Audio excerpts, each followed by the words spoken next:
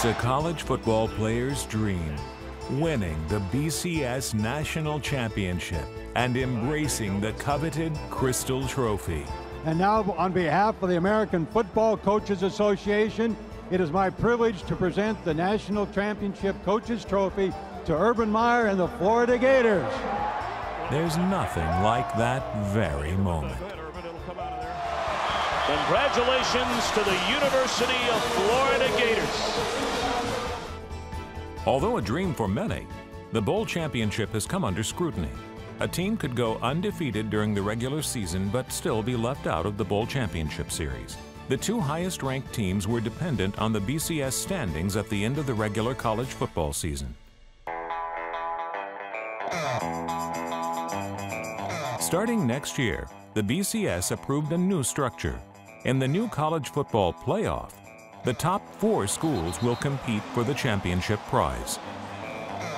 It's been 16 years as a model, and it's revolutionized postseason college football. So I think there's a little bit of nostalgia of concluding that model and leading into the new structure, which will be a 4-team college football playoff.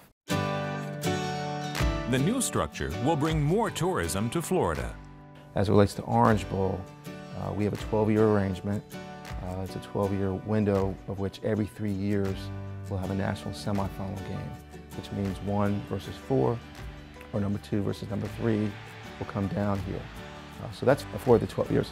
The other 8 years involves an ACC champion versus a Big Ten, SEC, or Notre Dame opponent. You know, the thing that we have going for us that almost none of the other bowls have is people want to come down to Miami anyway. People want to come to South Florida. They want to experience the weather that we have in the wintertime. And so the fact that they get to come down here and follow their favorite football team is a bonus. Each year, the Orange Bowl attracts tens of thousands of visitors, fueling the economy, creating jobs, and boosting vendors and local businesses. Well, I know 4 years ago when we had the national championship between Oklahoma and Florida, there was a $200 million economic impact that came out of that game alone.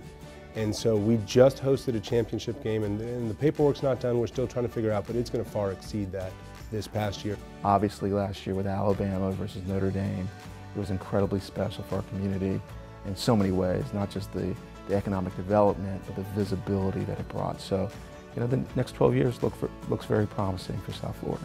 The new playoff structure will also benefit other cities around the country.